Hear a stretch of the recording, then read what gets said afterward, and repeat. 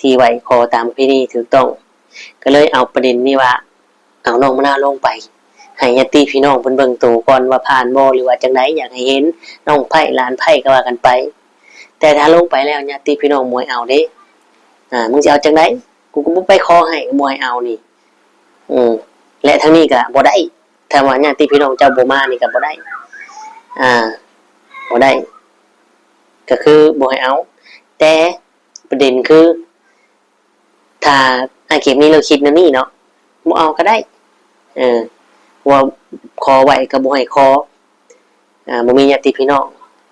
ลงไปทางนั้นญาติพี่น้องก็ว่าบ่ให้เอาบ่เอาบ่มือขอให้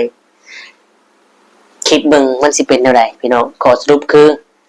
ผู้ทุกข์ใจคิดหลายคือน้องมะนาวแล้วบัดนี้ก็แม่น้องมะนาวแล้วบัดนี้เนาะและสังคมญาติพี่น้องหรือว่าผู้ใดก็แล้วแต่ที่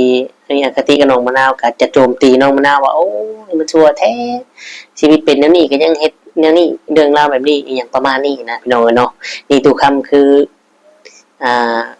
เว้าในตามที่ว่าเฮาได้เบิ่งคลิปและตามที่ทุกศิษย์ได้ตอบแทนเกมนี้หั่นเนาะคอมเมนต์บางคอมเมนต์เขาเรื่องส่วนตัวของเราเนาะพี่น้องเอ้ยเรื่องส่วนตัวของเราสิมีบ่มีก็อย่าไปถามเราเลยดูคำปันสุขคนสู้ชีวิตผ่านมรสุมท้องทับลงในใจเจอเรื่องร้ายทำให้เหลือเรี่ยวแรงแต่หัวใจยังไม่แพ้ไม่เคยสิ้นแสงยังคงแกร่งเดินหน้าสู้ต่อไปกับทักทายสบายดีและสวัสดี FC พ่อแม่พี่น้องหมู่เพื่อนเบิ่งทุกคนทุกท่านบ่ว่าสิเป็นพี่น้องฝั่งไทยฝั่งลาวหรือต่างประเทศก็ยินดีต้อนรับเข้าสู่ช่อง YouTube ตู้คำปันสุขเด้อพี่น้องเอ้ยเนาะมาเจอว่าพ่อตู้คำมื้อนี้พี่น้องเอ้ยเนาะก็อยู่ห้องพี่น้องเอ้ยเนาะอยู่มองตู้คำเองก็ทักทายเนาะในช่วงแรงๆพี่น้องเอ้ยเป็นจังไดเนาะต่างประเทศทางใต้ทางเหนือแต่ละจังหวัดฝนตกฟ้าลงกันอยู่บ่เนาะทางตู้คำเนี่ยเมื่อคืนนี้ก็ตกพี่น้องเอ้ยเนาะทางบ้านก็เกี่ยวข้าวกันก็ตากข้าวเปียกไปนำเพิ่นว่าเนาะแล้วก็ในเบิ่งในชมคลิปเนาะทางน้องมะนาวนั่นแหละพี่น้องเอ้ยเนาะคลิปเกี่ยวข้าวน้ำแน่เนาะแล้วก็คลิปล่าสุดเห็นตัวซิดเอาลงเลยเป็นคลิปที่แบบว่ามีข้อขัดแย้งหรือว่าเป็นคำถามที่บ่อยากตอบเนาะแต่ว่าตู้คำในเบิ่งคลิปมื้อนั้นพี่น้องเนาะมื้อเพิ่นเกี่ยวข้าวก็ได้เห็นทั้งตู้ซิดเพิ่นถามเนาะว่าเกี่ยวข้าวล่มกับเกี่ยวข้าวยืนเกี่ยวข้าวบ่ล่มเป็นจังไดเนาะตามความคิดน้องมะนาวความคิดเห็นน้องมะนาวกับความคิดเห็นน้องเตอและผัวเพิ่นเนาะ แต่ละคนก็ตอบบ่คือกันพี่น้องเอ้ยเนาะแต่ตอบก็คล้ายๆกันแต่ตอบบ่คือกันพี่น้องเอ้ยเนาะพี่น้องเอ้ยเนาะเรื่องราวปัจจุบันนี้ชั่วโมงนี้ก็เรื่องเศรษฐกิจก็บ่ค่อยดีเนาะย่ำแย่ว่าสิเป็นการบ้านการเดือนบ้านเมืองเนาะโลกมนุษย์ชั่วโมงนี้โอ้โหหลายพี่น้องเอ้ยเนาะบางเรื่องนี่ก็ข่าวอยู่ภาคใต้เนาะโจรปล้นร้านทองพี่น้องเอ้ยซึ่งมีอาวุธครบมือเลยเนาะอาวุธสงครามเลยพี่น้องมีคนระเบิดอยู่ลาว4คนเนาะอยู่ประเทศลาวอยู่สวรรณเขตบุกร้านทองปล้นร้านทองนี่อยู่ไทยก็มีคือกันพี่น้องเอ้ยเนาะเพราะว่าอยู่ประเทศใดก็มีซึ่งมันเลยทำให้ทองพุ่งขึ้นเนาะตอนนี้บาทละ 60,000 ได้พี่น้องเนาะบาทนึง 60,000 บาทเนาะ1บาทเป็นคำได้พี่น้องมันเลยทำให้โจรผู้ร้ายนี่กล้าหาญองอาจมากเลยเนาะพี่น้องเนาะก็ฮู้สิว่าจังได๋พี่น้องเอ้ยเนาะมันก็ได้เกิดขึ้นแล้วก็เป็นกำลังใจให้และเสียใจนำเจ้าของร้านทองนำเนาะพี่น้องเนาะที่เกิดเหตุการณ์แบบนี้ขึ้นแต่ก็มอบให้เจ้าหน้าที่เพิ่นคือว่าล่าสุดนี่คือว่าจับได้ผู้หนึ่งเลยเนาะพี่น้องเนาะเพราะว่าตรวจDNA พี่น้องเนาะเก่งพี่น้องตำรวจไทยเก่งเนาะทุกคำยอมรับว่าเก่งอันนี้ทางลาวเฮาโหลดเงียบเลยพี่น้องจักเป็นจังไดเนาะแต่บ่เป็นหยังครับปล่อยให้เจ้าหน้าที่เพิ่นไปจัดการเนาะเฮาก็ได้แต่ให้กำลังใจและเสียใจนำเพราะว่าเฮาก็เป็นประชาชนตาดำๆหาเช้ากินค่ำคือกันพี่น้องเนาะ เอาเข้าเรื่องพี่น้องไอ้น้องมื้อนี้ประเด็นเนาะประเด็นคืออ่าผัวน้องมะนาวนี่อยากได้น้องมะนาวมือนำเนาะอ่าซึ่งทุกคนคิดเห็นและให้ความสนใจจังใดกับเรื่องนี้พี่น้องเนาะสำหรับ FC ได้สำหรับ FC ของตุคำเนาะตุชิดเราไปหาทางไอเกตเพิ่นเนาะก็คือว่าตามที่เราได้ติดตามนี่คือว่าบ่ให้พี่น้องมาไว้มาขอ FC ก็เลยฝากคำถามตุชิดมาว่าเป็นนำไอเกตมันนี่บ่มีเงินบ่จังบ่สู้ขอจังบ่ใบบ่ขออีหยังประมาณนี้เนาะนี่คือคอมเมนต์หรือว่าทาง FC เนี่ยฝากให้ตุชิดมาถามเนาะและไอเกตมันนี่แล้วก็บ่ขอตอบแล้วว่าคำถามนี้บ่ขอตอบบางคอมเมนต์บางส่วนบางกลุ่มก็บอกว่าเกินไปเนาะถามเรื่องส่วนตัวของเพิ่นแต่หลักๆในมุมมองของตุคำเนี่ยมันก็เป็นธรรมดาเนาะเขาก็ต้องถามด้วยว่าความจริงกันเนาะพี่น้องเป็นอย่างเหตุผลอย่างเพราะว่าหลายคนก็ตั้งข้อสงสัยว่าไอ้เกณฑ์เนี่ยจะมาหลอกมาตัวมาต้มหรือว่ามาเบิ่งลาดลาวมาเบิ่งสถานการณ์ของครอบครัวน้องมะนาวซื่อๆเนาะอีอย่างประมาณนี้มันก็เลยทำให้ว่า FC หรือว่าทุกคนเนี่ยมองไอ้เกตมันนี่เป็นไปในทางนี้บ้านนี้พี่น้องเนาะและปัญหาหลักๆคือตอนนี้ญาติพี่น้องน้องมะนาวจะยอมรับได้บ่บ้านและแม่น้องมะนาวสิยอมให้น้องมะนาวไปนำบ่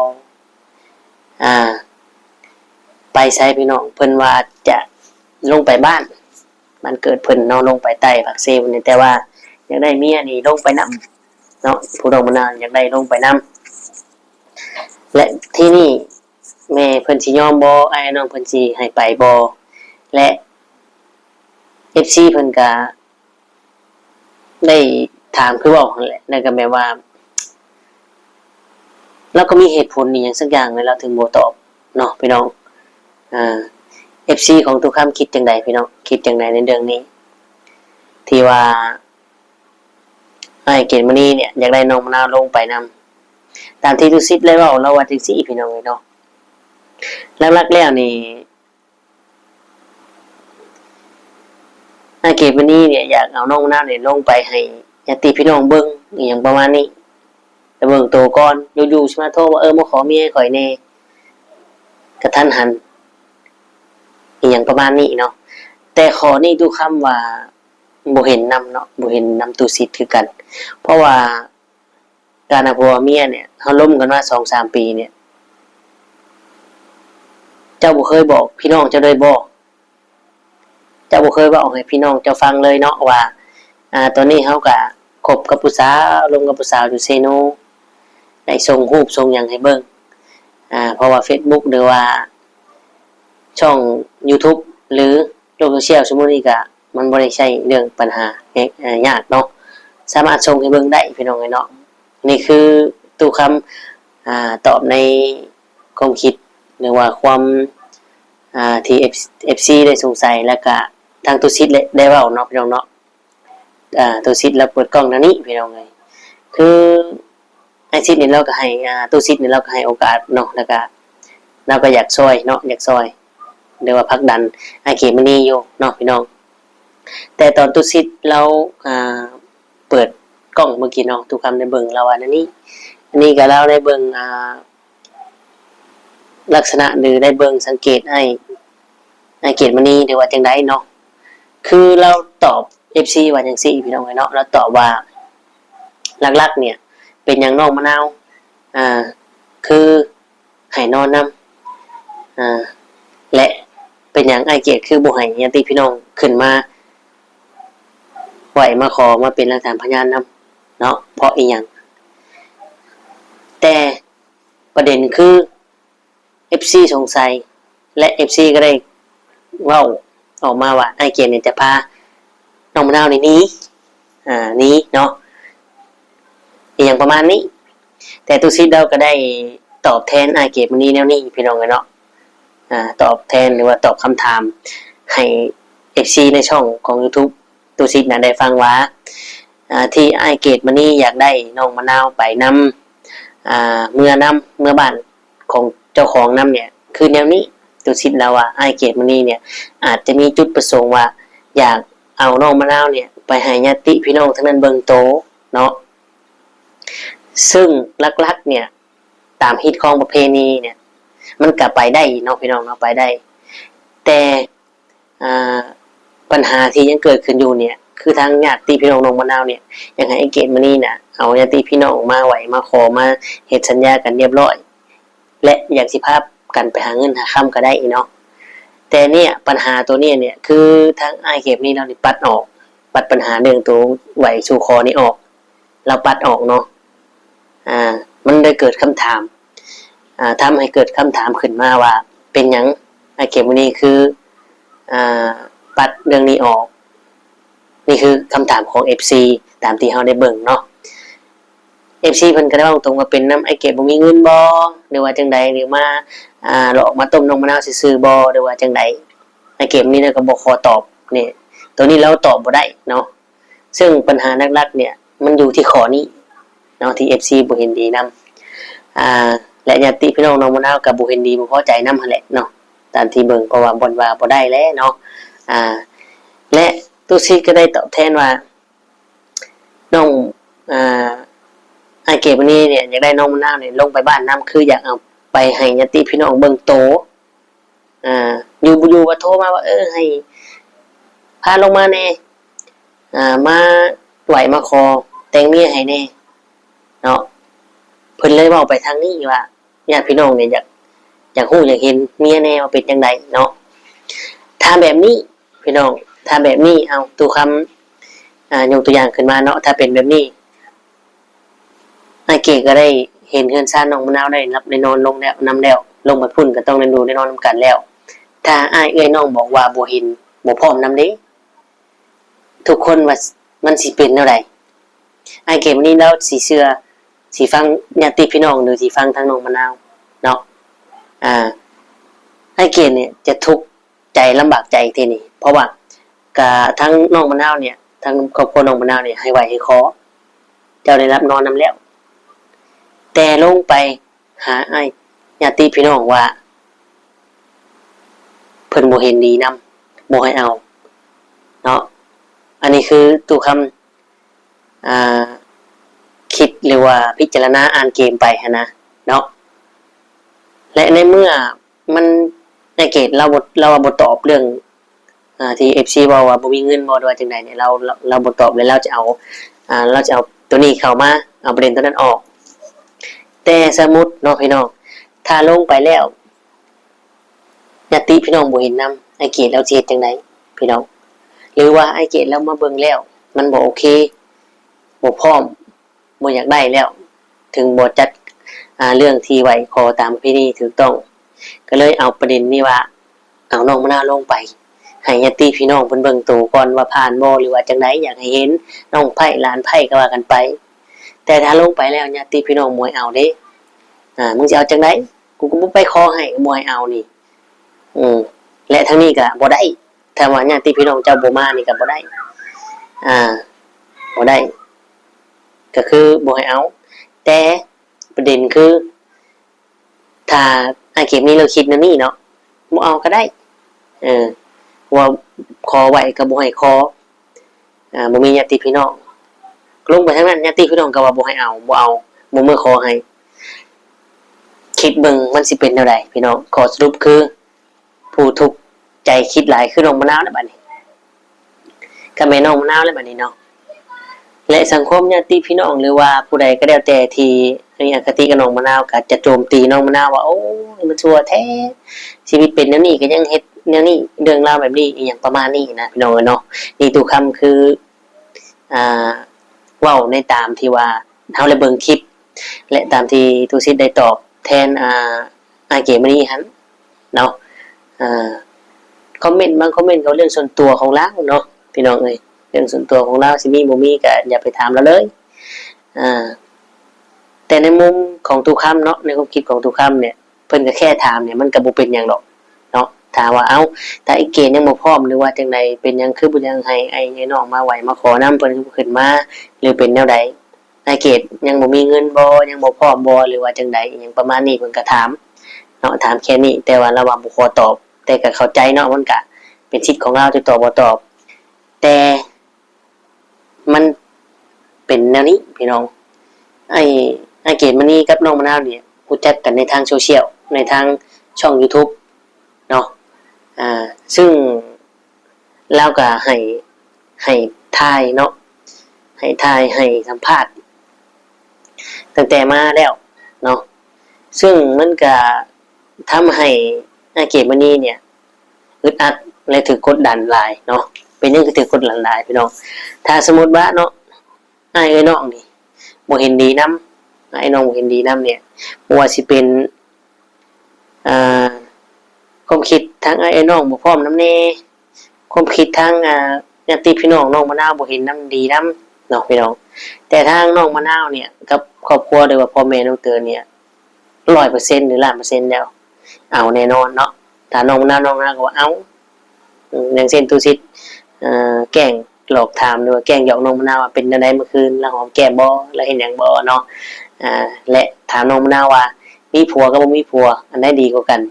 แล้วว่ามีผัวเลยเนาะระวังสิพี่น้องซึ่งน้องมะนาวนี่เป็นคนตรงคนซื่อเนาะบอกอันใดก็ได้แนวนั้น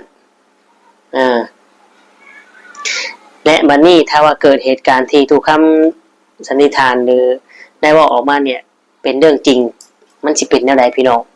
และ FC หลายคนเนาะหรือว่า FC ที่คอมเมนต์ก็ยังมีได้ว่าคนที่นั่นนี่อาจจะเป็นน้องมะนาวเองอาจจะเป็นน้องมะนาวบ่ได้อาจสิกลับมาลำบากหรือทุกข์ยาก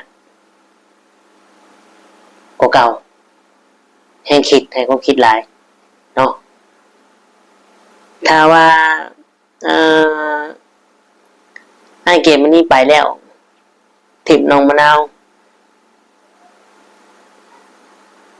ทุกคนว่ามันสิเป็นแนวใดเนาะแต่ทุกคำก็เว้าไปตามเนื้อผ้า